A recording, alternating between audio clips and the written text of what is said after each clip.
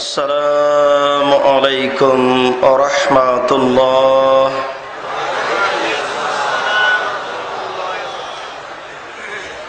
ইন্নাল হামদালিল্লাহ নাহমাদুহু ওয়া নাস্তাঈনুহু মান ইয়াহদিহিল্লাহু ফালা মুযিল্লা লাহু ওয়া মান ইউযলিল ফালা হাদিয়া লাহু ওয়া আশহাদু আন লা ইলাহা ইল্লাল্লাহু ওয়াহদাহু لا شريك له وأشهد أن محمدا عبده ورسوله أما بعد فأعوذ بالله من الشيطان الرجيم واستعينوا بالصبر والصلاة قد أفلح المؤمنون الذين هم في صلاتهم خاشعون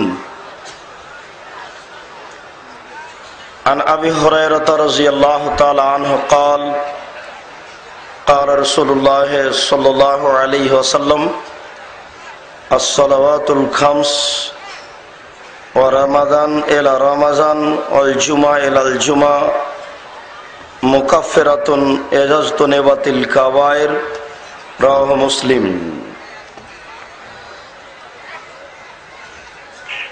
আন উসমান রাদিয়াল্লাহু তাআলা আনহু قال قال رسول الله صلى الله عليه وسلم من توضأ وضوء هذا وصلى ركعتين ولم يحدث نفسه فيهما بشيء غفر له ما تقدم من ذنبه غفر له ما تقدم من ذنبه رواه البخاري ومسلم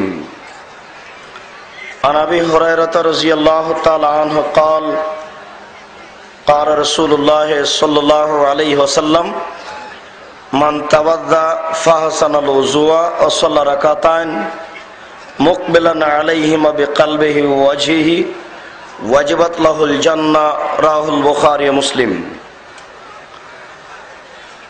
সম্মানিত উপস্থিতি, প্রশংসা আল্লাহর জন্য, শান্তি অবতীর্ণ হোক আল্লাহর রাসূলের উপর সাল্লাল্লাহু আলাইহি ওয়াসাল্লাম। আলহামদুলিল্লাহ, আজ জুমার দিন ফজরের সালাতের পর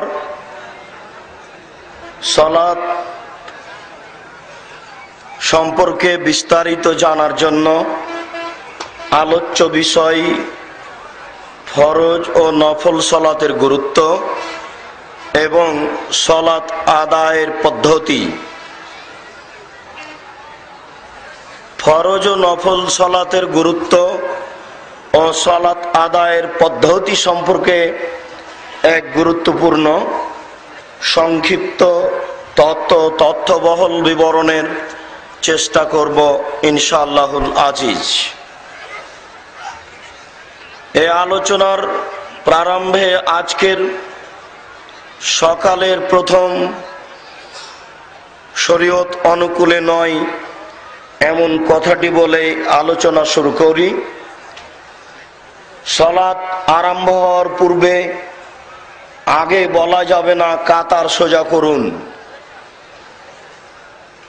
একামাত মানেই হচ্ছে কাতার সোজা করুন, দাঁড়ান। মুয়াজ্জিনের প্রথম কাজ, ইমাম সাহেবের প্রথম কাজ একামাত দিন।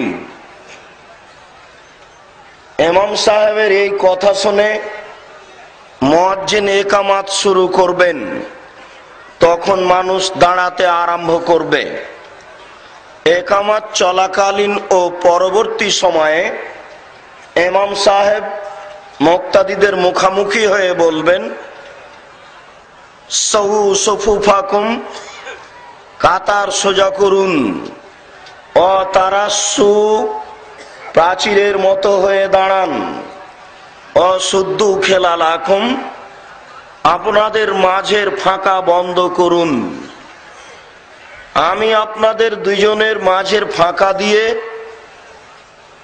শয়তান ছাগলের বাচ্চার মতো প্রবেশ করতে দেখছি, এ কথা আল্লাহর রাসূল বলেন। মর্মে ইমাম সাহেব বলবেন, আপনারা আপনাদের দুইজনের মাঝের ফাঁকা বন্ধ করুন। যখন তিনি বুঝবেন কাতার সোজা হয়েছে, তখন সালাত আরম্ভ করবেন।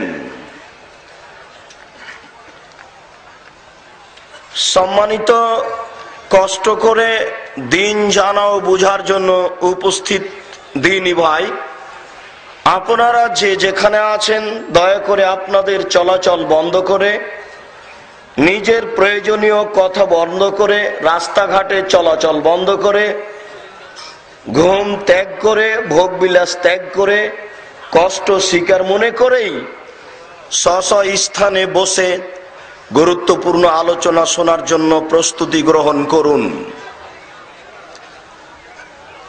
যারা ছেলেরা তোমরা স্বেচ্ছাসেবক হিসেবে আছো, তোমরা দায়িত্ব পালন করো, রাস্তাঘাটে আশেপাশে কোনো মানুষ যেন চলাচল না করতে পারে।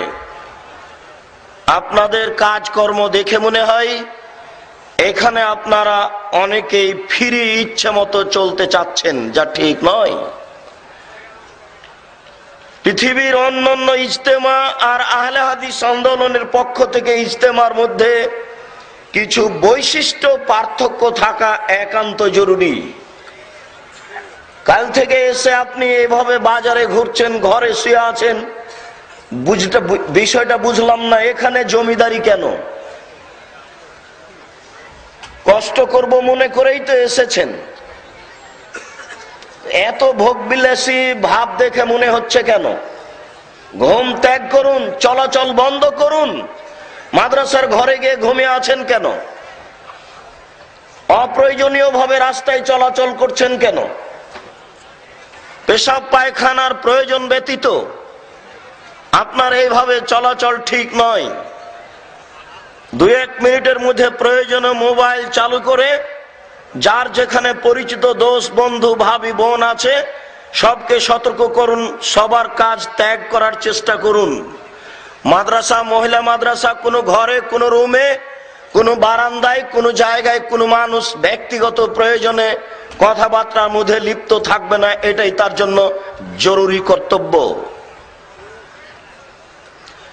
রাসূল সাল্লাল্লাহু আলাইহি ওয়াসাল্লাম কথা আরম্ভ করলে শ্রোতাদের বসার জন্য অনুরোধ করতেন। তিনি আগে সবাইকে বসতে বলতেন। আল্লাহ রাসূল কথা আরম্ভ করলে শ্রোতাকে সতর্ক করতেন। মুআয ইবনে জাবাল রাদিয়াল্লাহু তাআলা আনহু বলেন, আমি একটি গাধার উপরে রাসূলের পিছে বসেছিলাম। গাধার উপরে তিনি আগে আছেন আর আমি পিছে বসে আছি। তিনি আমাকে বলছেন, মুআয।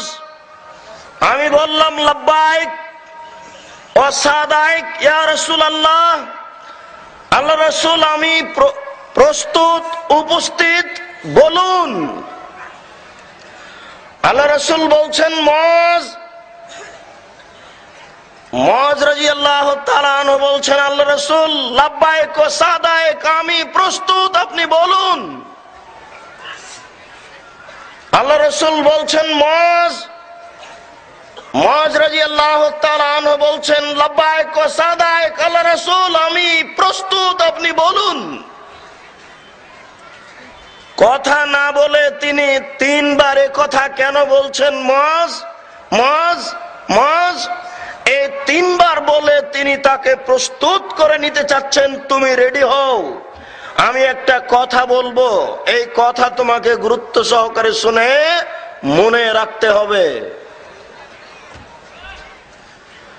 আল্লাহ রাসূলের কথা আজকে 1450 বছর পূর্বে হবে, পরে হবে, আর আপনি রাস্তায় চলাচল করবেন, এ কথা ঠিক নয়। আপনি আল্লাহ এবং আল্লাহ রাসূলের কথাকে মূল্যায়ন করার চেষ্টা করুন। সফরে এসেছেন কিছু জানা ও বুঝার জন্য, কিছু কষ্ট হবে, এটা মেনে নেওয়ার চেষ্টা করুন। আপনি যদি মনে করেন এখানে এসেছি শুধু ঘোরাফেরা করার জন্য, ধান্দা করার জন্য, এখানে সেখানে যাওয়ার জন্য, তাহলে নেকির স্থানে উল্টা গুনাহ হবে। যখন আপনার জরুরি কোনো প্রয়োজনীয় আলোচনা হচ্ছে না, তখন আপনি কিছু দেখতে চাচ্ছেন, জানতে চাচ্ছেন, কিছু নিতে চাচ্ছেন, সেটা ভিন্ন কথা। আল্লাহ রাসূল কথা আরম্ভ করলে সাহাবীদেরকে বসার জন্য বলতেন। ফাতেমা বিনতে কায়েস রাদিয়াল্লাহু তাআলা আনহা বলেন, সামি'তু মুনাদি ইউনাদি আস-সালাতু জামিয়া, আমি বাড়িতে শুনতে পেলাম একজন বলছে সালাত শুরু হতে যাচ্ছে, তখন আজান ছিল না। একজন বলছে আস-সালাতু জামিয়া, সালাত শুরু হতে যাচ্ছে।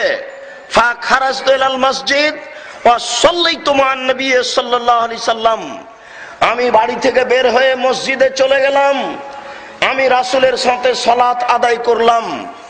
ফালাম্মা কাজা সালাতাহু, যখন রাসূল তার সালাত শেষ করলেন, জালাসা আলা মিম্বারিহি, তিনি তার কাঠের মিম্বারের উপরে উঠে বসলেন। ওয়াহুয়া ইয়াজহাক, তখন তিনি হাসছিলেন, হাসি মুখে তিনি তার কাঠের মিম্বারের উপরে উঠে বসলেন। উঠে বসে বলছেন, কুল্লু মুসাল্লি ইয়ালজামু মাকানাহু, প্রত্যেক ব্যক্তি তোমরা স্ব স্থানে বসে পড়ো। তিনি কথা বলবেন তার প্রস্তুতি। তিনি হাসি মুখে কাঠের মিম্বারের উপরে উঠে বসে বললেন, তোমরা স্ব স্থানে বসে পড়ো। তিনি বসতে বলছেন, কথা বলবেন এই জন্য। বসতে বলার পরে তিনি বলছেন, হাল তাদরুনা লিমা জামাতুকুম, সঙ্গী সাথী তোমরা কি বলতে পারো আমি তোমাদের কেন সমবেত হতে বললাম? তোমরা বলতে পারো আমি তোমাদের কেন বসতে বললাম? কালু আল্লাহু রাসূলুহু আলাম, সাহাবীগণ বললেন, জি না, আমরা বলতে পারছি না আপনি কেন যে বসতে বললেন, আমাদের জানা নেই। তখন আমাদের নবী বললেন, মা জামাতুকুম লিরাগবাতিন ওয়া লিরাহবাতিন, আমি তোমাদেরকে জাহান্নামের ভয়, জান্নাতের প্রতি আগ্রহী হওয়ার জন্য বসতে বলিনি। ওয়ালাকিন জামাতুকুম, তবে আমি তোমাদের বসতে বলেছি এই জন্য যে আন্না তামিমা দারি কানা রাজুলান নাসরানিয়ান ফাজা ওয়া আসলামা ওয়া হাদাসানি হাদিসান কুনতু উহাদ্দিসুকুম আন মাসিহিদ দাজ্জাল। তামিম দারি একজন খ্রিস্টান মানুষ, ও এসেছে, ইসলাম গ্রহণ করেছে। সে একটা কাহিনী বলছে, যে কাহিনী আমি তোমাদের বলতাম দাজ্জাল সম্পর্কে। সে বলছে, রাকিবনা ফি সাফিনাতিন বাহারিয়াতিন মা সালাসিনা রাজুলান মিন লাখম জুজাম, আমরা 30 জন মানুষ একটা বড় স্টিমার, বড় নৌকায় উঠেছিলাম। লাখম এবং জুজাম সম্প্রদায়ের, এই দুই সম্প্রদায়ের আমরা 30 জন মানুষ একটা বড় নৌকায় উঠেছিলাম।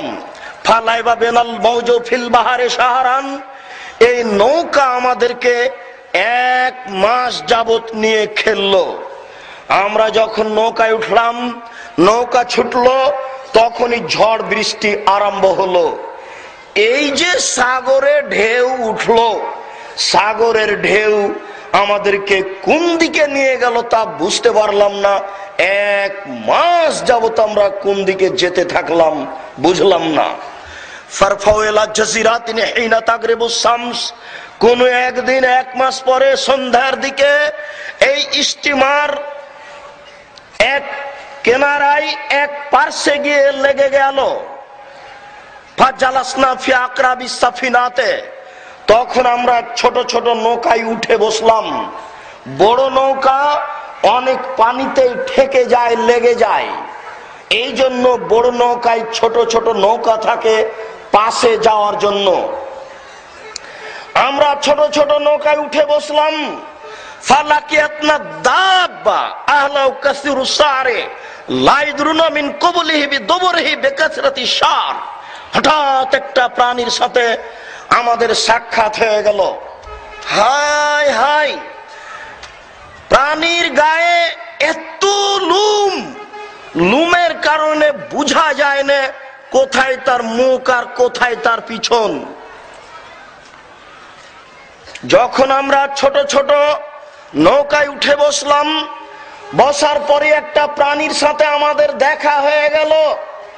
যেই প্রাণীর গায়ে লুম এত বেশি যে লুমের কারণে কোথায় তার মুখ আর কোথায় তার পিছন বোঝা যায় না।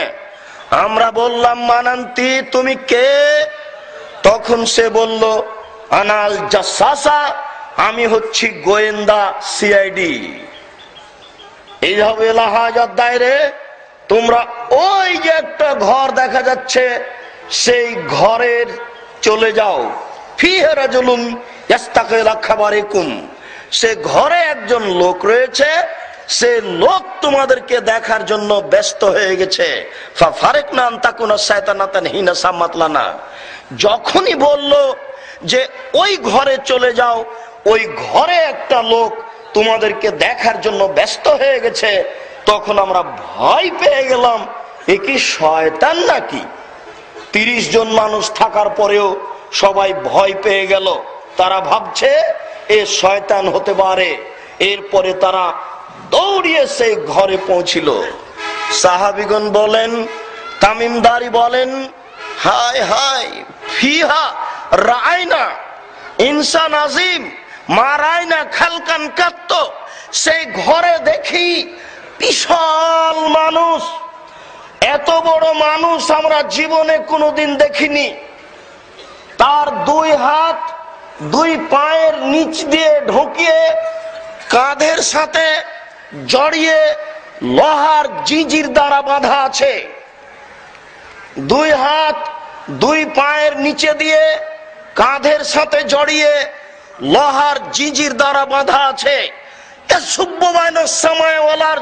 লাফ দিয়ে আকাশে উঠে যাচ্ছে, আবার নিচে পড়ে যাচ্ছে, লাফ দিয়ে আকাশে উঠে যাচ্ছে, আবার নিচে পড়ে যাচ্ছে। এত বড় মানুষ এই দৃশ্যে আমরা কোনোদিন দেখিনি। আমরা বললাম মানান্তা তুমি কে? সে বলল আন্তুম কাদার তুমুনি ফাখবেরুনি মানান্তুম, আরে তোমরা তো জেনেই যাবা আমি কে, তোমরা বলো তোমরা কারা? আমরা বললাম নাহানু নাসুল আরব, আমরা হচ্ছি আরবের মানুষ। আমরা বললাম আমরা হচ্ছি আরবের মানুষ। আমরা একটা স্টিমারে উঠেছিলাম, লাখম এবং জোজাম সম্প্রদায়ের 30 জন মানুষ। সাগরের ঢেউ আমাদেরকে 1 মাস যাবত নিয়ে খেললো। আমরা কোন একদিন সন্ধ্যার সময় এক কিনারায় পার্শ্বে গিয়ে লাগলাম। আমরা ছোট নৌকায় উঠে বসলাম। হঠাৎ একটা প্রাণীর সাথে দেখা হলো। প্রাণীর গায়ে খুব লুম, লুমের কারণে বোঝা যায় না কোথায় তার মুখ কোথায় তার পিছন। আমরা বললাম তুমি কে? সে বলল আমি গোয়েন্দা। এরপরে বলল তোমরা ওই ঘরের দিকে চলে যাও, সেই ঘরে একজন লোক রয়েছে, সেই লোক তোমাদেরকে দেখার জন্য ব্যস্ত হয়ে গেছে, এই জন্য আমরা দৌড় দিয়ে আসলাম। তখন ওই বাঁধা ব্যক্তি যে লাফ দিয়ে আকাশে উঠে যাচ্ছে নিচে পড়ে যাচ্ছে, সে বলল আচ্ছা ঠিক আছে, আখবেরুনি আন বহায়রাতি তাবারিয়া আখবেরুনি আন নাখলে বাইসান। সিরিয়ায় বাইসান নামে একটা গ্রাম ছিল, সেই গ্রামে একটা খেজুর গাছ ছিল। সেই খেজুর গাছটা আছে কি? সেই খেজুর গাছে খেজুর ধরে কি? আমরা বললাম জি হ্যাঁ, সেই গাছ আছে, সেই গাছে প্রচুর খেজুর হয়। কালা ইউশেক আয়াধাব, তারপর সে বলল অচিরে এই খেজুর গাছে খেজুর থাকবে না, শেষ হয়ে যাবে। আচ্ছা ঠিক আছে, আখবেরুনি আন বহায়রাতি তাবারিয়া। ইরাকে একটি বিল ছিল, বিল জলা বিল, বিল বুঝেন কি? ইরাকে একটা বিল ছিল, হালফিহা মাউন, সে বিলে কি পানি আছে? আমরা বললাম নাম হে একটা সিরাতুল মায়ে, জি হ্যাঁ সে বিলে পানি আছে। সে বলল ইউশেক আয়াধাব, অচিরেই সে বিলে পানি থাকবে না, পানি শেষ হয়ে যাবে। ফাখবেরুনি আন আন আইনে জোগারিন হালফিয়া মাউন। ইরাকে আর একটা পুকুর ছিল, বড় পুকুর, সেই পুকুরে কি পানি আছে? হাল এজরাও আহলোহা মিন মায়েহা, এলাকার লোকেরা কি পুকুর থেকে পানি উঠিয়ে জমি চাষ করে? কুল্লার নাম হে কাসিরাতুল মায়ে ওয়া ইয়াজরাউ আহলুহা মিন মায়েহা, সেই পুকুরে প্রচুর পানি আছে, এলাকার লোকেরা পুকুর থেকে পানি উঠিয়ে জমি চাষ করে, ইউসে কায়াধাব, অচিরেই সেই পুকুরের পানি শেষ হয়ে যাবে। ঠিক আছে, আখবেরুনি আন নাবিল উম্মিন, নিরক্ষর নবী সম্পর্কে বলো, নিরক্ষর নবীর অবস্থা কি? আমরা বললাম কাদ হারাবা মিন মক্কা ইলা ইয়াসরাব, নিরক্ষর নবী মক্কা থেকে মদিনায় পালিয়ে গেছেন। সে জিজ্ঞাসা করলো কাইফা হালহু, তার এখন অবস্থা কি সেটা বলো। আমরা বললাম হালহু সেজাল, তার অবস্থা এখন বালতি। কথাটি বুঝতে একটু ভারী হচ্ছে। তার অবস্থা বালতি মানে তার অবস্থা এখন বালতি এই জন্য যে আগে রাস্তাঘাটের পাশে ইদারা থাকতো, কুয়া, কুয়া বুঝেন কি ইদারা? কুয়ার পাশে থাকতো বালতি, যার যখন পানির প্রয়োজন সে বালতি কুয়াতে নামিয়ে পানি উঠিয়ে পান করে বালতিটা রেখে চলে যেত। আপনার প্রয়োজন, আপনি কুয়ায় বালতি নামিয়ে উঠিয়ে পানি পান করে চলে গেলেন।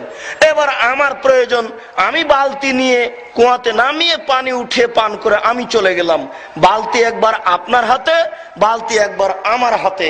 তাই মোহাম্মদের অবস্থা এখন বালতি।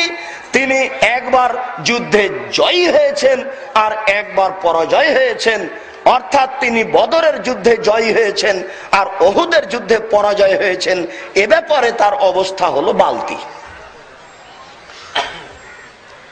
তখন সে বলছে ঠিক আছে, ওয়াজিবুল্লাহু মাইতিহ, পৃথিবীবাসীর উচিত তাকে মেনে নেওয়া। অত্র বিশাল হাদিসের দুইটি কথার এই একটি কথা আর আগে একটা কথা ছেড়ে এসেছি, এই দুটি বলে আমি সামনের দিকে আগাবো ইনশাআল্লাহ। হাদিস সামনে আরো অনেক অংশ আছে, সংক্ষিপ্ত বলা যেতে পারে যে এখন আমি বলি আমি কে? আমি হচ্ছি দাজ্জাল। লোহার জিঞ্জির দিয়ে এইভাবে আঁটো সাঁটো করে বাঁধা আছে, সে কে? দাজ্জাল। সে বলছে আমাকে এখান থেকে বের হওয়ার অনুমতি দেওয়া হবে, আমি 40 দিনে সারা পৃথিবী ঘুরে নিব, তবে মক্কা এবং মদিনায় প্রবেশ করতে পারবো না। মক্কা এবং মদিনায় ঢোকার জন্য 12টা পথ রয়েছে, যে পথ মানুষ দেখতে পায় না। এই পথে ফেরেশতা খোলা তরবারি নিয়ে দাঁড়িয়ে আছেন। আমি যতবারই চেষ্টা করব ঢোকার, তারা খোলা তরবারি দিয়ে আমাকে ঠেকাবে, আমি মক্কা এবং মদিনায় প্রবেশ করতে পারবো না। এই কথা বলেই রাসূলের হাতে একটি লাঠি ছিল, রাসূল তার লাঠি দিয়ে ওই মিম্বারের উপরে মেরে বলতে লাগলেন হাজিহি তয়বা, হাজিহি তয়বা, হাজিহি তয়বা, এটাই মদিনা, এটাই মদিনা, এটাই মদিনা। এই মদিনায় দাজ্জাল প্রবেশ করতে পারবে না। অর্থাৎ মানুষের অজান্তে এই মক্কা এবং মদিনায় প্রবেশের পথে ফেরেশতা দাঁড়িয়ে আছেন, যার কারণে দাজ্জাল প্রবেশ করতে পারবে না। অত্র হাদিসের দুইটি কথা। প্রথমে যখন আল্লাহ রাসূল কথা আরম্ভ করলেন, তখন তিনি বললেন তোমরা সবাই স্ব স্থানে বসে পড়ো। তিনি কথা বলার পূর্বে উপস্থিত সকল মানুষকে বসার জন্য বলতেন, মর্মে হাদিস পালন করো। তো আপনাদের সকলকে বসে আলোচনা শোনার জন্য জোরালোভাবে অনুরোধ করছি। কেউ কোনো জায়গায় রাস্তাঘাটে, বাড়িতে, ঘরে বা মাদ্রাসার বারান্দায়, ফিল্ডে চলাচল করতে পাবে না। কথা রক্ষা করার চেষ্টা করুন, আল্লাহ রাসূলের হাদিসকে মূল্যায়ন করুন। মহিলা মাদ্রাসাতেও ঘরের মধ্যে যে সব মহিলারা শুয়ে আছেন, বসে আছেন, আপনারা আপনাদের গল্প ত্যাগ করুন। বহু দূর থেকে এসেছেন এইভাবে গল্প করার জন্য নয় এবং শুয়ে থাকার জন্য নয়। আপনি আপনার গতি পরিবর্তন করুন, অনুরোধ রক্ষা করুন। 2, দাজ্জাল বলছে পৃথিবীবাসীর উচিত তাকে মেনে নেওয়া। দাজ্জাল বলছে পৃথিবীবাসীর উচিত তাকে মেনে নেওয়া। বলেন তো কাকে মেনে নেওয়া? নিরক্ষর নবী মুহাম্মদ সাল্লাল্লাহু আলাইহি সাল্লামকে মেনে নেওয়া। দাজ্জালও বলছে যে রাসূলের আনুগত্য করতে হবে, পীর সাহেবের নয়। দাজ্জালও বলছে যে রাসূলের আনুগত্য করতে হবে, বড় হুজুরের নয়। বুজুর্গানে দিনের দোহাই দিয়ে ধর্ম চলে না, পীর সাহেবের দোহাই দিয়ে ধর্ম চলে না। দাজ্জাল বলে, দাজ্জাল পৃথিবীর সবচেয়ে বদ মানুষ, পৃথিবীর সবচেয়ে মিথ্যুক মানুষ, পৃথিবীর সবচেয়ে নোংরা নেককার জনক মানুষ দাজ্জাল, যে নিজেকে বলে আমি আল্লাহ, সেই বলছে যে পৃথিবীবাসীর উচিত তাকে মেনে নেওয়া। আমি নয় বলছি যে উমুক উজু করলে কাঁধ মাসা করে, রাসূলকে মানে না। ওরা ঘর উদ্বোধন করার জন্য মিলাদ করে, রাসূলকে মানে না। ওরা 15 শাবান সিয়াম পালন করে, রাসূলকে মানে না। ওরা 27 রজব সিয়াম পালন করে, রোজা থাকে, রাসূলকে মানে না। আমরাও যে বহু জায়গায় রাসূলকে মানি না, নিজেরটা দেখা প্রয়োজন নেই? নিজেরটা দেখাও প্রয়োজন রয়েছে। নিজেকে সংশোধন করুন, নিজেকে রাসূলের অনুগত করে নেওয়ার চেষ্টা করুন। সম্মানিত উপস্থিতি, আল্লাহ তাআলা বলছেন, ইয়া আইয়ুহাল্লাযীনা আমানু, হে ঈমানদারগণ, আতিউল্লাহ, তোমরা আল্লাহকে মান্য করো, ওয়া আতিউর রাসূল, রাসূলের আনুগত্য করো, ওয়ালা তুবতিলু আমালাকুম, তোমরা তোমাদের আমল বাতিল করো না। উপরের দুইটি যদি না টিকে তাহলে আমল বাতিল হবে। উপরের দুইটি যদি না টিকে তাহলে আমল বাতিল হবে। শিরক করলে আমল বাতিল হবে, বিদআত করলে আমল কবুল হবে না। অতএব ঈদের মাঠে গিয়ে যদি বলি যে আসেন আসেন নামাজ শুরু হতে যাচ্ছে, তাহলে আপনার নামাজ ইবাদত কবুল হবে না। যদি আপনি মাগরিবের পরে 6 রাকাত সালাতুল আওয়াবিন পড়েন, তাহলে আপনার আর কোনো ইবাদত কবুল হবে না যতদিন পর্যন্ত তওবা করে ফিরে না আসছেন। অতএব নিজেকে প্রস্তুত করে নেন আল্লাহ রাসূলকে মানার জন্য। মহান আল্লাহ বলেন, ওয়াস্তাইনু বিস-সাবরি ওয়াস-সালাহ, হে দুনিয়ার মানুষ, তোমরা সালাতের মাধ্যমে এবং ধৈর্যের মাধ্যমে সাহায্য চাও। প্রত্যেকটা মানুষের আল্লাহর সহযোগিতার প্রয়োজন রয়েছে। ছেলে বিদেশে যাবে, আল্লাহর কাছে সহযোগিতা চাচ্ছে। ছেলে দাখিল ম্যাট্রিক পরীক্ষা দিবে, আল্লাহর কাছে সহযোগিতা চাচ্ছে। জমি কিনবে, আল্লাহর কাছে সহযোগিতা চাচ্ছে। বিবাহ করতে চাচ্ছে, আল্লাহর কাছে সহযোগিতা চাচ্ছে। প্রত্যেকটা মানুষের প্রয়োজন আছে আল্লাহর সাহায্য চাওয়া। মানুষ আল্লাহর সাহায্য চাইবে, এটাই আল্লাহ চাচ্ছেন। তাই আল্লাহ বলছেন, ওয়াস্তাইনু বিস-সাবরি ওয়াস-সালাহ, তোমরা প্রথমে ধৈর্য ধারণ করো, এরপরে আমার কাছে সালাত আদায় করে সাহায্য চাও। আগে ধৈর্য ধারণ করতে হবে। চাইলাম দিয়ে দিলাম, তুমি চাইলে দিয়ে দিলাম এমনটা মনে করো না। চাইলেই পাওয়া যায় না, একটু সময় লাগে। তুমি আমাকে আগে বুঝাও যে আমি চাচ্ছি। তুমি হুমসি খেলি, দাড়ি চাচা আছে, সিগারেট লাগিয়েছিলে, ফেলে দিলে, মুখ থেকে গুল বের করে ফেলে দিয়ে একেবারে বিনয় নেই, কিছু নেই, আল্লাহু আকবার বলে দাঁড়িয়ে 2 রাকাত সালাত আদায় করে বা এমনিতে হাত তুলে তুমি বলছো আমার ছেলেটাকে ফাস্ট করে দেন, হবে? চাওয়ার আগে প্রস্তুতি গ্রহণ করো। আল্লাহ তাআলা বলছেন, তোমরা চাও ধৈর্য ধারণ করে, 1 দিন 2 দিন 1 বছর 2 বছর আজীবন চাইতে হবে আমার কাছে। মুসা আলাইহিস সালাম রাস্তায় হাঁটছিলেন, হাঁটতে হাঁটতে দেখলেন 2 জন মানুষ মারামারি করছে। তিনি একজনকে 1 থাপ্পড় দিয়ে মেরে ফেললেন। এরপরে তিনি 1 থাপ্পড় দিতে লোকটি মারা গেল। এরপরে তিনি ভুল বুঝতে পারলেন, আমার কাজ ভুল হয়েছে। সেদিন থেকে তিনি বলতে লাগলেন, রব্বি ইন্নী যালামতু নাফসি ফাগফিরলি, প্রতিপালক আমার ভুল হয়েছে, তুমি আমাকে মাফ করো। রব্বি ইন্নী যালামতু নাফসি ফাগফিরলি, প্রতিপালক আমার ভুল হয়েছে, তুমি আমাকে মাফ করো। মুসা আলাইহিস সালাম মরা পর্যন্ত এই দোয়া পড়েছেন। মরা পর্যন্ত এই দোয়া পড়ার পরেও যখন বিচারের মাঠে তিনি উঠবেন, আমরা সবাই মিলে সেখানে দৌড়িয়ে যাব। আপনি মুসা, আপনি সম্মানী মানুষ, আপনি আল্লাহর সাথে কথা বলেছেন, আল্লাহ আপনার সাথে কথা বলেছেন, আপনি অতীব সম্মানী মানুষ, পৃথিবীর কোন নবীর সাথে আল্লাহ সরাসরি কথা বলেননি আপনি ছাড়া। আপনি কত বড় মানুষ, আপনি একটু আমাদের জন্য উপরে বলেন তো, আমরা বড় বিপদে। আমরা কি বিচারের মাঠে কোনো পথঘাট পাবো না? আপনি একটু বলুন ওপরে, তিনি যেন আমাদের একটু পথঘাট করে দেন। তখন মুসা আলাইহিস সালাম বলবেন, ইন্নী লাস্তু হুনাকুম, আমি তোমাদের জন্য উপরে কিছু বলতে পারছি না। কাদ গাযিবা আলাইয়া রাব্বি, আমার প্রতিপালক আমার উপরে রাগ করেছেন। পূর্বে এত রাগ করেননি, পরেও কোনোদিন এত রাগ করবেন না। আমার যে কি হয় তা আমি নিজেই বুঝি না।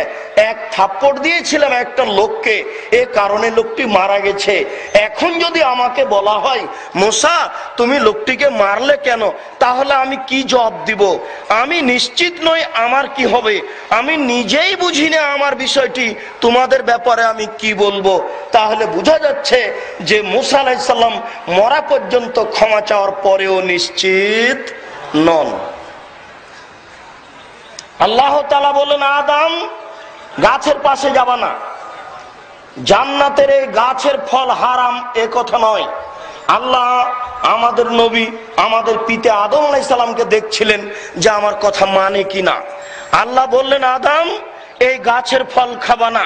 কথা বলাও শেষ, ইবলিস আসাও শেষ। ইবলিস এসে বলছে, আমি ভালো মানুষ, আমি আপনাকে উপদেশ দিচ্ছি, আপনি আমার উপদেশ গ্রহণ করুন। আল্লাহ আপনাকে জান্নাতে রাখবেন না, এই জন্য এটা বলেছেন, আপনি ফল খেয়ে ফেলুন, স্থায়ী থাকতে পারবেন। আমি খুব ভালো মানুষ, আমার কথা শুনুন। এ বলে সরে যায়। এবার স্বামী স্ত্রী বলা বলি করেন, কি করা যায়। এক পর্যায়ে তিনি ফল খেয়ে ফেললেন। আল্লাহ বললেন, আদম তুমি আমার কথার অবাধ্য চলেছ, তুমি জান্নাত থেকে নেমে যাও, দুনিয়ায় চলে যাও। আদম আলাইহিস সালাম বুঝতে পারলেন আমার ভুল হয়েছে।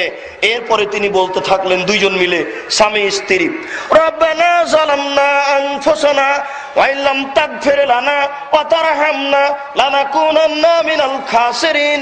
হে প্রতিপালক, আমরা দুইজন অন্যায় করেছি, বুঝতে পারিনি, নিজের প্রতি অত্যাচার করেছি, তুমি আমাদের ক্ষমা করো। তুমি যদি দয়া না করো, তুমি যদি ক্ষমা না করো, তাহলে আমরা ক্ষতিগ্রস্ত হয়ে যাব। হে আমাদের প্রতিপালক, আমরা ভুল করেছি, অন্যায় করেছি, তুমি আমাদের ক্ষমা করো। তুমি যদি ক্ষমা না করো, তুমি যদি দয়া না করো, তাহলে আমরা ক্ষতিগ্রস্ত হয়ে যাব। আদম আলাইহিস সালাম আর তার স্ত্রী দুইজন বলতে থাকলেন মরা পর্যন্ত,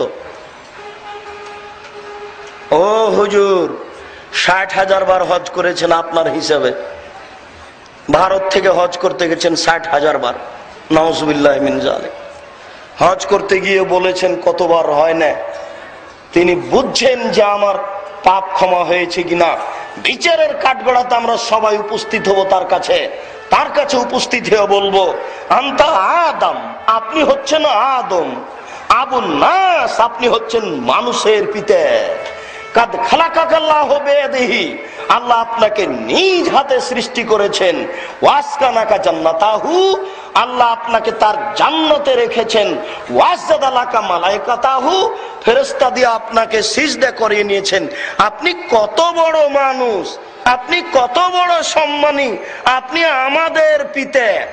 আপনাকে আল্লাহ নিজ হাতে সৃষ্টি করেছেন, আল্লাহ আপনাকে ফেরেশতা দিয়ে সিজদা করিয়ে নিয়েছেন। আপনি কত বড় মানুষ, আমরা বড় বিপদে, একটু আমাদের উপকার করবেন কি? আপনি একটু উপরে বলুন তো, আল্লাহ যেন আমাদেরকে এখানে বিপদ থেকে রক্ষা করেন, আমরা বড় বিপদে। তখন আদম আলাইহিস সালাম বলবেন, ইন্নী লাস্তু হুনাকুম, আমি যে তোমাদের জন্য কিছু বলতে পারছি না। আমার যে একটা ভুল হয়েছে, আমাকে আল্লাহ বলেছিলেন যে গাছের ফল খেও না, আমি উপেক্ষা করে ফলটা খেয়ে ফেলেছি। আমার যে কি হয় তা আমি নিজেই বুঝি না। আমার প্রতিপালক আমার উপরে রাগ করেছেন, এমন রাগ পূর্বেও করেননি, পরেও করবেন না। আমি বড় বিপদে। আদম আলাইহিস সালাম বুঝতে পারছেন না আমার পাপ ক্ষমা হয়েছে কিনা। আর আপনি 24 ঘন্টাতে কত পাপ করছেন তার হিসাব নেই। আপনি ক্ষমাই চাচ্ছেন কখন? কাল থেকে এখন পর্যন্ত 100 বার হবে কি আপনার আস্তাগফিরুল্লাহ ওয়া আতুবু ইলাইহি? হবে 100 বার? কাল থেকে এখন পর্যন্ত হবে 100 বার আস্তাগফিরুল্লাহ ওয়া আতুবু ইলাইহি? আল্লাহর নবী কোন জায়গাতে বসলে 100 বার বলতেন? আস্তাগফিরুল্লাহ ওয়া আতুবু ইলাইহি। তিনি 24 ঘন্টায় 100 বার বলতেন আস্তাগফিরুল্লাহ ওয়া আতুবু ইলাইহি। আল্লাহর নবী নিজে তার পাপের ক্ষমার জন্য সম্মানিত উপস্থিতি। আল্লাহ তাআলা বলেন কাদ আফলাহাল মুমিনুন, ওই সব মুমিন সফল হলো যারা বিনয়ের সাথে সালাত আদায় করলো। বিনয়ের সাথে সালাত আদায় করতে হবে, ভয় ভীতি নিয়ে সালাত আদায় করতে হবে, তাহলেই সফলতা পাওয়া যাবে। ভয় ভীতি নিয়ে বিনয়ের সাথে 2 রাকাত সালাত আদায় করলে ক্ষমা পাওয়া যায়, জান্নাত পাওয়া যায়, দয়া পাওয়া যায়। উসমান রাদিয়াল্লাহু তাআলা আনহু বলেন রাসূল সাল্লাল্লাহু আলাইহি ওয়াসাল্লাম ওযু করার পরে বলেছেন মান তাওয়াদ্দা ওযুই হাযা, কেউ যদি আমার এই ওযুর মতো ওযু করে, ওয়া সাল্লা রাকাতাইন 2 রাকাত সালাত আদায় করে, ওয়ালাম ইউহাদ্দিস নাফসাহু মনে মনে কথা না বলে। এ দেখেন কিভাবে সালাত আদায় করবেন। কেউ যদি সুন্দর করে ওযু করে, 2 রাকাত সালাত আদায় করে, মনে মনে এই 2 রাকাত সালাতে কথা না বলে, তাহলে গফিরা লাহু মা তাকাদ্দামা মিন জামবিহি, তাহলে তার অতীতের সমস্ত পাপকে ক্ষমা করা হবে। সুন্দর করে ওযু করে ভয় ভীতি মনে নিয়ে 2 রাকাত সালাত আদায় করলে অতীতের পাপ ক্ষমা হয়। আল্লাহ রাসূল বলেন, আবু হুরায়রা রাদিয়াল্লাহু তাআলা আনহু বলেন রাসূল সাল্লাল্লাহু আলাইহি ওয়াসাল্লাম বলেছেন মান তাওয়াদ্দা, কোন ব্যক্তি ওযু করলো, ফাহসানাল ওযুয়া, সুন্দর করে ওযু করলো। সুন্দর ওযু হচ্ছে প্রত্যেক অঙ্গকে 3 বার করে ধৌত করতে হবে, 3 বার পানি দিতে হবে এ কথা নয়। কবজি পর্যন্ত ধুইতে গিয়ে যদি 10 বার পানি লাগে তা দেন। সম্পূর্ণ অঙ্গ ভিজিয়ে দেওয়ার নাম হচ্ছে একবার ধোয়া। ভিজা অঙ্গকে ভিজানোর নাম হচ্ছে দ্বিতীয়বার ধোয়া। ভিজা অঙ্গকে আবার পানি দিয়ে ধোয়ার নাম হচ্ছে তৃতীয়বার ধোয়া। 3 বার পানি নিতে হবে, এই সিদ্ধান্ত বাতিল। ভিজা অঙ্গকে ধুইতে হয়, এর নাম দ্বিতীয়বার। ভিজা অঙ্গকে ধোয়ার নাম হচ্ছে তৃতীয়বার ধোয়া। তাই হচ্ছে সুন্দর ওযু। সুন্দর ওযু করার পরে সাল্লা রাকাতাইন 2 রাকাত সালাত আদায় করলো, মুকবিলান আলাইহিমা বিকালবিহি ওয়াজহিহি, মনে প্রাণে ভয় ভীতি নিয়ে। তাহলে সালাত আদায় করতে হবে বিনয়ের সাথে, মনে প্রাণে ভয় ভীতি নিয়ে, মনে মনে কথা না বলে। আল্লাহু আকবার বলার সাথে সাথেই চলে এসেছে হাজার হাজার শয়তান চতুর্দিকে দাঁড়িয়ে আপনাকে বলছে উযকুর কাযা, উযকুর কাযা। বাড়ির কথা স্মরণ করো, বইয়ের কথা স্মরণ করো, মোবাইলের নাম্বার স্মরণ করো, জমি জায়গা স্মরণ করো, ব্যবসার কথা স্মরণ করো, ওই নারীকে স্মরণ করো। কত যে শয়তান, যদি আপনি দেখতে পেতেন তাহলে বুঝতে পারতেন এখনো এখানে কোটি কোটি শয়তান আছে। আপনি দেখতে পাচ্ছেন না, ওই যে লোক দাঁড়িয়ে আছে, ওই যে রাস্তায় গল্প করছে, কেন? শয়তান ওকে ঠেলে নিয়ে যাচ্ছে যে তুমি ওই দিকে যাও। মানুষের ভিতরে সবসময় 2টা কাজ করে, একটার নাম আকল আর একটার নাম নাফস। আকল পরিচালনা করে ফেরেশতা আর নাফস পরিচালনা করে শয়তান। শয়তান সব সময় বলে মন্দ কথা, পাপের কথা, আর বিবেক সব সময় ভালো কথা বলে। 2টা মানুষের ভিতরে সব সময় তর্ক করছে, আকল আর আত্মা, কখন কোনটা জয়ী হয়। সাবধান থাকুন। বুরাইদা রাদিয়াল্লাহু তাআলা আনহু বলেন রাসূল সাল্লাল্লাহু আলাইহি ওয়াসাল্লাম ফজরের সালাত আদায় করলেন, তারপরে দা বেলালান, বেলাল রাদিয়াল্লাহু তাআলা আনহুকে ডাকলেন, ডেকে বললেন বেমা সাবাক্তানি ইয়া বেলাল, বেলাল তুমি জান্নাতে আমার আগে আগে চলছো কিভাবে? বুঝলাম না। মা দাখালতুল জান্নাতা ইল্লা সামেতু খাসখাসাতাকা আমামি, বেলাল আমি যতবার জান্নাতে প্রবেশ করেছি ততবারই দেখি তুমি আমার আগে আগে জুতা পায়ে দিয়ে জান্নাতে হাঁটো। বেলাল বলো তো তুমি কি করো? যতবার আমি জান্নাতে প্রবেশ করেছি, দেখি তুমি আমার আগে আগে জান্নাতে জুতা পায়ে দিয়ে হাঁটো, এমন কি তোমার আমল আছে যার বিনিময়ে এটা ভোগ করছো?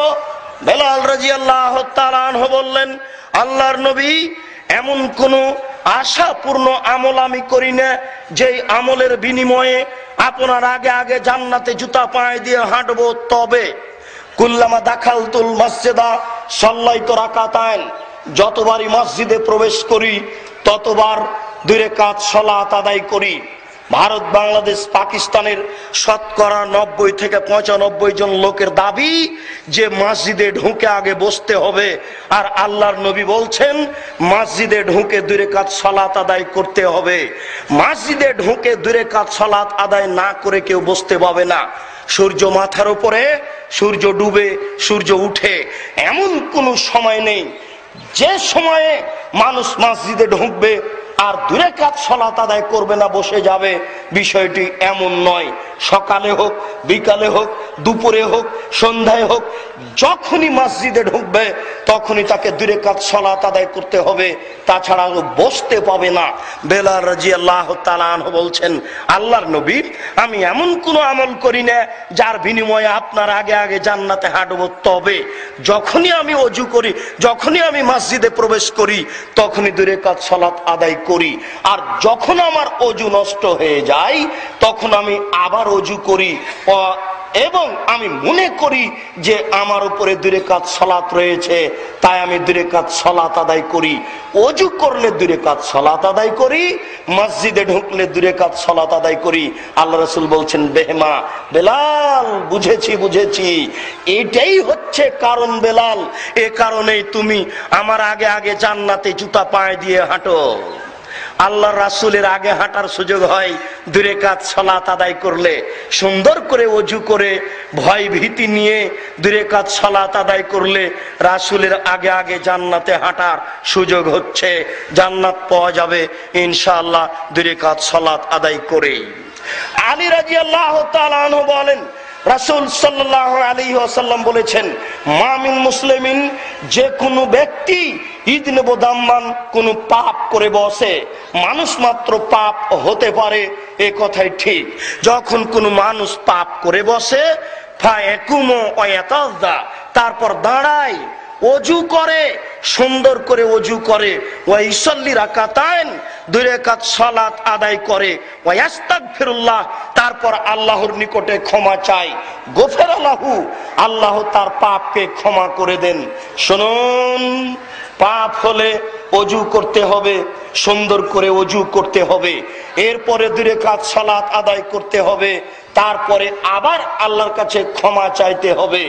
আপনার ব্যক্তিগত ব্যাপার, আপনি হাত তুলে ক্ষমা চাইবেন কি মুখে বলবেন? আপনি বলুন, আস্তাগফিরুল্লাহ ওয়া আতুবু ইলাইহি, তোমার কাছে ফিরে যেতে চাই, তোমার কাছে ক্ষমা ভিক্ষা চাই, আমার ভুল হয়েছে, তুমি আমাকে মাফ করো। পাপ হওয়ার পরে এমন কাজ করলে আল্লাহ তাআলা তাকে মাফ করবেন। খালিদ জোহানি রাদিয়াল্লাহু তাআলা আনহু বলেন, রাসূল সাল্লাল্লাহু আলাইহি সাল্লাম বলেছেন, মান সাল্লা রাকাতাইন, কে যদি 2 রাকাত সালাত আদায় করে, ওয়ালাম ইয়াসু ফিহিমা, এই 2 রাকাত সালাতে যদি সে অলসতা না করে, কে যদি 2 রাকাত সালাত আদায় করে, 2 রাকাত সালাতে যদি অলসতা না করে, একেবারে মনে প্রাণে ভয় ভীতি নিয়ে, প্রস্তুতি নিয়ে সুন্দর করে 2 রাকাত সালাত আদায় করে, গফিরা লাহু মা তাকাদ্দামা মিন জামবিহি, তাহলে তার অতীতের সমস্ত পাপকে ক্ষমা করা হবে। আবু হুরায়রা রাদিয়াল্লাহু তাআলা আনহু বলেন, রাসূল সাল্লাল্লাহু আলাইহি ওয়াসাল্লাম বলেছেন, কুল্লু তাকবীরাতিন সাদাকা, আল্লাহু আকবার বললে দানের নেকি হয়। অকুল্লু তাসবিহাতিন সাদাকা, সুবহানাল্লাহ বললে দানের নেকি হয়। অকুল্লু তাহমিদাতিন সাদাকা, আলহামদুলিল্লাহ বললে দানের নেকি হয়। অকুল্লু তাহলিলাতিন সাদাকা, লা ইলাহা ইল্লাল্লাহ বললে দানের নেকি হয়। একটু বলুন, সুবহানাল্লাহ, আলহামদুলিল্লাহ, আল্লাহু আকবার, লা ইলাহা ইল্লাল্লাহ। চুপে বলার চেষ্টা করতে হবে। আল্লাহ রাসূল বলছেন এগুলি হচ্ছে দানের মাধ্যম। আমরুন বিল মারুফে সাদাকা, ভালো কাজের আদেশ করা একটা নেকির কাজ। নাহি আনিল মুনকার সাদাকা, মন্দ কাজ থেকে বিরত রাখা একটি নেকির কাজ, দানের নেকি হয়। এইগুলো কথা বলতে বলতে বলতে বলতে তিনি বলছেন ওয়া ইয়াজজি মিন যালিকা রাকাতাইনে ইয়ারকাউহুমা যুহান, এই সবের জন্য যথেষ্ট হচ্ছে 2 রাকাত সালাত, চাস্তের 2 রাকাত সালাত। কেউ যদি 8:30 9টার দিকে 2 রাকাত সালাত আদায় করে, এতগুলো তাসবিহ তাহলিল জিকির আজকার করে যত নেকি হবে, চাস্তের সময় 2 রাকাত সালাত আদায় করলে তত নেকি হবে। উমামা বাহিলি রাদিয়াল্লাহু তাআলা আনহু বলেন, রাসূল সাল্লাল্লাহু আলাইহি ওয়াসাল্লাম বলেছেন, মান সাল্লা 4 রাকাতিন যুহান, কেউ যদি চাস্তের 4 রাকাত সালাত আদায় করে, ওয়া আরবান কাবলা লুলা, জোহরের সালাতের পূর্বে 4 রাকাত সালাত আদায় করে, বনিয়ালাহু বাইতুন ফিল জান্নাহ, তাহলে জান্নাতে তার জন্য ঘর নির্মাণ করা হবে। কেউ যদি চাস্তের 4 রাকাত সালাত আদায় করে, জোহরের পূর্বে 4 রাকাত সালাত আদায় করে, তাহলে তার জন্য জান্নাতে ঘর নির্মাণ করা হবে। আবু হুরায়রা রাদিয়াল্লাহু তাআলা আনহু বলেন, ও আব্দুল্লাহ ইবনে উমর রাদিয়াল্লাহু তাআলা আনহু বলেন, উম্মু হাবিবা রাদিয়াল্লাহু তাআলা আনহা বলেন, আল্লাহ রাসূল বলেছেন যে কেউ যদি জোহরের পূর্বে 4 রাকাত সালাত আদায় করে, ইয়াদিলনা বিসসাহরে, তাহলে তাহাজ্জুদ পড়ে যে নেকি পাওয়া যায় সে নেকি পাওয়া যাবে। জোহরের পূর্বে যদি 4 রাকাত নফল সুন্নাত সালাত আদায় করেন, তাহলে রাতে তাহাজ্জুদ পড়ে যে নেকি পাওয়া যায় সেই নেকি পাওয়া যাবে। উম্মু হাবিবা রাদিয়াল্লাহু তাআলা আনহা বলেন, রাসূল সাল্লাল্লাহু আলাইহি ওয়াসাল্লাম বলেছেন, মান সাল্লা 4 রাকাতিন কাবলা যোহরে ওয়া বাদাহু, কেউ যদি জোহরের পূর্বে 4 রাকাত সালাত আদায় করে, জোহরের পরে 4 রাকাত সালাত আদায় করে, তাহলে হারামাল্লাহু আলাইহিন নার, আল্লাহ তার উপরে জাহান্নামকে হারাম করে দিবেন। জোহরের আগে 4 পরে 4, এই 8 রাকাত সালাত আদায় করে যে ব্যক্তি, তার উপরে জাহান্নামের আগুন হারাম। আব্দুল্লাহ ইবনে উমর রাদিয়াল্লাহু তাআলা আনহু বলেন, উম্মু হাবিবা রাদিয়াল্লাহু তাআলা আনহা বলেন, আল্লাহ রাসূল বলেছেন, মান সাল্লা ইসনাই রাকা, ইসনাই আশারা রাকা বনিয়ালাহু বাইতুন ফিল জান্নাহ, কেউ যদি 24 ঘন্টায় 12 রাকাত সুন্নাত নফল সালাত আদায় করে, কেউ যদি 24 ঘন্টায় 12 রাকাত নফল সালাত আদায় করে, আর 12 রাকাতিন কাবলা যোহরে, জোহরের পূর্বে 4 রাকাত, ওয়া রাকাতাইনে বাদা যোহরে, জোহরের পরে 2 রাকাত, ওয়া রাকাতাইনে বাদাল মাগরিব, মাগরিবের পরে 2 রাকাত, ওয়া রাকাতাইনে বাদাল ইশা, ইশার পরে 2 রাকাত, ওয়া রাকাতাইনে কাবলাল ফজর, ফজরের পূর্বে 2 রাকাত।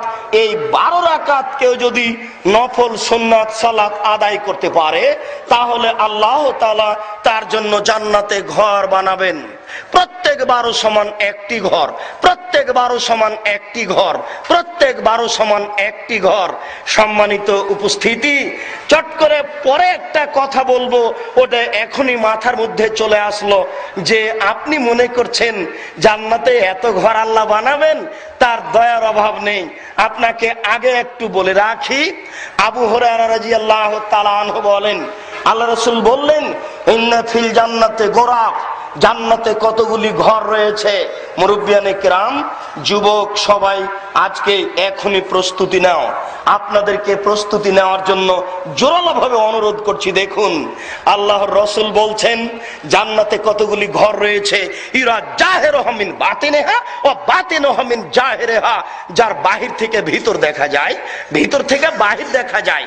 এত স্বচ্ছ পদার্থের, এত উন্নত মানের পদার্থের, এত দামি পদার্থের ঘর যার ভিতরে করবেই, অবশ্যই করবে। সালাত আদায় করা ছাড়া মানুষের বেঁচে থাকার বিকল্প কোনো পথই নেই। ওযু করে সালাত আদায় করতে হয়, পানি নেই, তায়াম্মুম করে সালাত আদায় করতে হবে, মাটি নেই, বিনা ওযুতে বিনা তায়াম্মুমে সালাত আদায় করতে হবে। পশ্চিম দিকে মুখ করে সালাত আদায় করতে হয়, পশ্চিম বোঝা যায় না, বিনা পশ্চিমে সালাত আদায় করতে হবে। দাঁড়িয়ে থেকে সালাত আদায় করতে হয়, দাঁড়িয়ে থাকা যায় না, বসে থেকে সালাত আদায় করতে হবে। শত্রু তাড়া দিয়েছে, আপনি দৌড়িয়ে চলে যাচ্ছেন, এই দৌড়ানো অবস্থায় সালাত আদায় করতে হবে। গাড়িতে দাঁড়িয়ে আছি, উপরে হাত লাগিয়ে আছি, সালাতের সময় হয়ে গেছে, এই অবস্থাতেই সালাত আদায় করতে হবে, সালাত আদায় করতেই হবে, বিকল্প কোনো পথ নেই। উল্লেখ্য যে জোহরের সময় হয়েছে, আপনি একটু দেরি করুন, আসর পর্যন্ত নিয়ে যান যদি সফরে থাকেন। মাগরিবের সময় হয়েছে, আপনি একটু দেরি করুন, আপনি সফরে আছেন, এশা পর্যন্ত নিয়ে যান, দুইটি সালাত একসাথে আদায় করার চেষ্টা করবেন। বাড়ি থেকে বের হচ্ছেন জোহরের সময়ে, আসরের সালাতটি জোহরের সময়ে আদায় করে নেন, জোহর আসর একসাথে আদায় করে নিয়ে বাড়ি থেকে বের হন। মাগরিবের সময়ে বাড়ি থেকে বের হচ্ছেন, মাগরিব এশা একসাথে আদায় করে নিয়ে বাড়ি থেকে বের হন, সালাত আদায় করতেই হবে। পরিষ্কার কাপড় পরে সালাত আদায় করতে হয়। পরিষ্কার কাপড় নেই, যে কাপড়ে পেশাব পায়খানা লেগে আছে, এই কাপড়ে সালাত আদায় করতে হবে। কারণ বশত কোনো কাপড়ই নেই, আপনি নগ্ন হয়ে আছেন, উলঙ্গ হয়ে আছেন, আপনার স্ত্রী নগ্ন হয়ে আছে, মানুষ সামনে আছে না আছে এটা ভাববার সুযোগ নেই। সময় হয়েছে আপনাকে নগ্ন অবস্থায় কাপড় ছাড়াই সালাত আদায় করতে হবে। আপনার স্ত্রীকেও কাপড় ছাড়াই সালাত আদায় করতে হবে, করতেই হবে, এর বিকল্প কোনো পথ ঘাট নেই। হজের বিকল্প আছে, সালাতের বিকল্প নেই। আমি অসুস্থ, 3 লক্ষ টাকা আপনাকে দিলাম, আপনি হজ করলেন, আমার হজ হয়ে গেল। আমি অসুস্থ, একজন ফকিরকে সকাল সন্ধ্যা খাওয়ালাম, রোজা আমার হয়ে গেল, সিয়াম আমার হয়ে গেল। সিয়ামের বদল চলে, নামাজের সালাতের বদল চলে না, হজের বদল চলে, সালাতের বদল চলে না। সালাতের কোনো কাফফারা নেই, সালাতের উমরি কাজা নেই। আপনার সালাত আদায় হয়নি বা 5 ওয়াক্ত সালাত আদায় করেনি, ঢাকা থেকে এসেছে ছেলে, এবার ইমাম সাহেব বলছেন, বেটা তোমার বাপ 5 ওয়াক্ত সালাত আদায় করেনি, কাফফারা দিতে হবে। হুজুর কত? 5000। আজকে হুজুর যা বলবেন ছেলে মেনে নেবে, টাকা আছে। 5000 টাকা পকেটে করে নিয়ে তা জানাজা পড়িয়ে হুজুর চলে গেলেন। হুজুর প্রতারক, হুজুর মিথ্যুক, ধর্মের নামে এ নতুন কথা চালু করতে চাই। সালাতের কোনো কাফফারা নেই, সালাতের কাফফারাই হচ্ছে সালাত আদায় করতে হবে। যখন মনে পড়ছে তখন সালাত আদায় করুন, যখন ঘুম ভাঙছে তখন সালাত আদায় করুন। জোহরের সালাত ছুটে গেছে, আসরে পড়তে হবে, এ কথা ঠিক নয়। আসরের সালাত ছুটে গেছে, মাগরিবের সময় পড়তে হবে, এ কথা ঠিক নয়। যখনই সময় পাচ্ছেন তখনই পড়তে হবে। সূর্য মাথার উপরে, দেখার সুযোগ নেই। সূর্য ডুবতে যাচ্ছে, দেখার সুযোগ নেই। সূর্য উঠতে যাচ্ছে, দেখার সুযোগ নেই। ফরজ সালাত আদায় করতে হবে যখনই আপনি সময় পাচ্ছেন। উমরি কাজা চলবে না। 30 বছর যাবত ছাত্র জীবন পার হয়েছে, নামাজ পড়িনি, তাই তো উমরি কাজা নামাজ পড়ছি। মাগরিবের সালাতে উপস্থিত হলাম এই রাজশাহী শহরে, একজন বড় ডাক্তারের সাথে সাক্ষাৎ করব। ফজরে মাগরিবের 2 রাকাত পরে অনেক রাকাত পড়লেন সালাত। সালাত শেষে আমি বললাম, জনাব ডাক্তার সাহেব এতগুলি সালাত আদায় করছেন কেন? উমরি কাজা। ভাই 25 বছর যাবত ছাত্র জীবন কেটেছে, অনেক নামাজ ছুটে গেছে, এই জন্য কিছু কিছু করে পড়ে নিচ্ছি। কতটি বা ছুটলো, কতটি বা পড়বেন? কত ওয়াক্ত বাই ছুটেছে, কত ওয়াক্ত পড়বেন? ধর্মকে পাগল পেয়েছে। ধর্ম হচ্ছে রাজশাহী চাঁপাই নবাবগঞ্জের হাওয়াই লাড্ডু। दोनों हाथ में लड्डू है, जो चाहे उसको खा ले, जो चाहे उसको छोड़ दे। জি না, ধর্ম এমন নয়। উমরি কাজা চলে না। আপনি তার জন্য আল্লাহর দরবারে ক্ষমা চাইবেন। সম্মানিত উপস্থিতি, সালাত আদায় করতেই হবে যে কোনো মূল্যে। এ কারণে সেই কালে ইমাম আহমদ ইবনে হাম্বল রাহিমাহুল্লাহ বলেছেন, কেউ যদি অলসতা করে এক ওয়াক্ত নামাজ ছেড়ে দেয় তাহলে তাকে হত্যা করতে হবে। এ কারণে সেই কালে ইমাম আবু হানিফা রাহিমাহুল্লাহ বলেছেন, কেউ যদি অলসতা করে এক ওয়াক্ত সালাত ছেড়ে দেয় তাহলে তাকে জেলখানায় বন্দি করে পিটিয়ে সালাত আদায় করাতে হবে। বর্তমান আরবি বিদ্বানগণ বলছেন যে স্বামী নামাজ পড়ে স্ত্রী পড়ে না, স্ত্রী নামাজ পড়ে স্বামী পড়ে না, তাহলে বিবাহ সম্পর্ক বিচ্ছিন্ন হয়ে গেছে। সে আর মুসলমান নেই, চেয়ারম্যান লাগে না, মেম্বার লাগে না, কাজী লাগে না, বিবাহ এমনিতেই গেছে, সম্পর্ক ছিন্ন হয়ে গেছে। আমরা বলতে চাচ্ছি সালাত ত্যাগ করা মহাপাপ, সালাত ত্যাগ করা মহাপাপ, সালাত ত্যাগ করা মহাপাপ। 7 বছর বয়সে সালাতের আদেশ দিতে হবে, 12 বছর বয়সে, 10 বছর বয়সে পিটিয়ে সালাত আদায় করাতে হবে। 15 বছর বয়সে সালাত আদায় না করলে এই ছেলে মেয়ে বাড়িতে থাকতে পাবে না, তাকে আদায় করাতেই হবে যে কোনো মূল্যে, সালাত আদায় করাতেই হবে যে কোনো মূল্যে। সালাত আদায় না করে কোন সদস্য আপনার বাড়িতে ভাত খাবে এমন মানুষ আপনি হয়েন না, এমন কাপুরুষ আপনি হয়েন না। পিতে আছে বলে যেন আমরা মনে করতে পারি, বিষয়টি ভাবুন। সম্মানিত উপস্থিতি, যারা সালাত আদায় করে রাসূলের পদ্ধতিতে করে না তাদের জন্য জাহান্নাম। সালাত আদায় করতে হবে রাসূলের পদ্ধতিতে করতে হবে, তাই পদ্ধতি একটু পেশ করছি। পদ্ধতির পূর্বে সুন্দর করে অজু করে নেন, অজু করার পূর্বে পেশাব পায়খানার কাজ সেরে নেন। পেশাব পায়খানায় যখন বসবেন তখন বলবেন বিসমিল্লাহ আল্লাহুম্মা ইন্নী আউযু বিকা মিনাল খুবুসি ওয়াল খাবায়েস। আপনি যদি বিসমিল্লাহ সহ এই দোয়া পড়েন তাহলে শয়তান ক্ষতি করা তো দূরের কথা, দেখতেই পাবে না।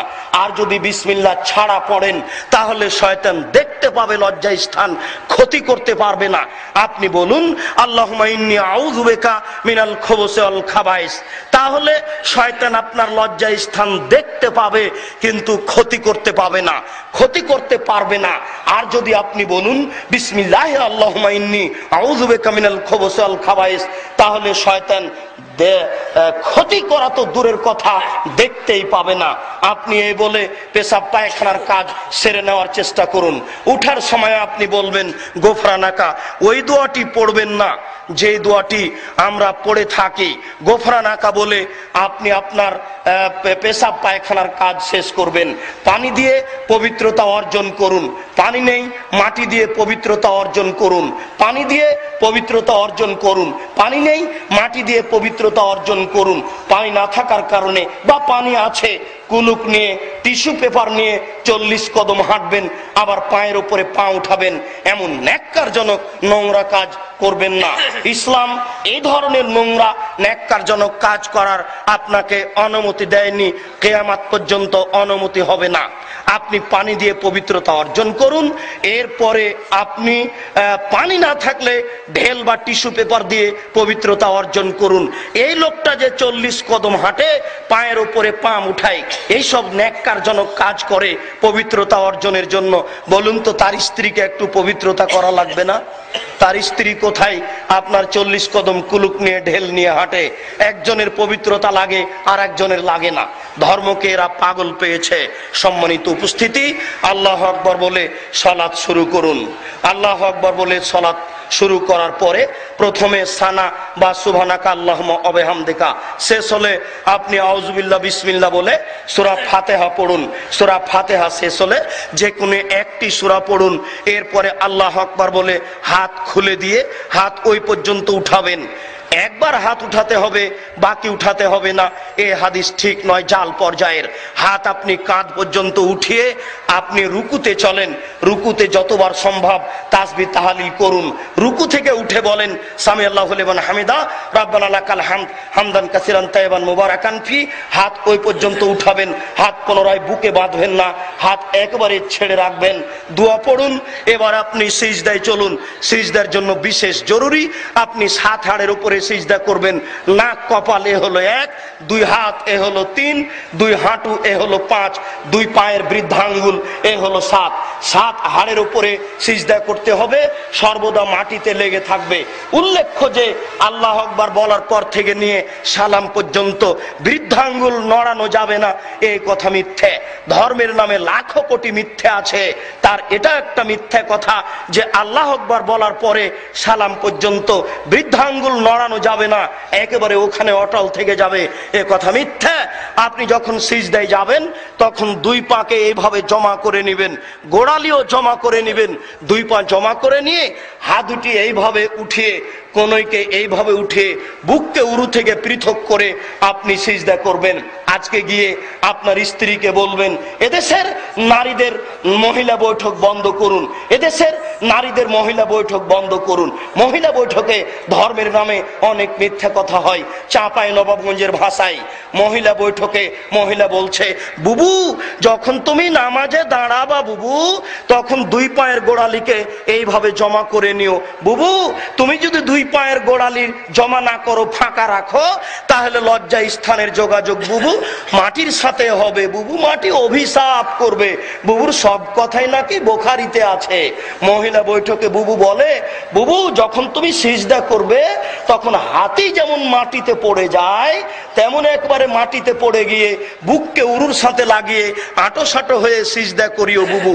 বুককে যদি উরু থেকে পৃথক করে রাখো, স্তন ঝুলন্ত থাকবে বুবু, পর্দার ব্যাঘাত ঘটবে।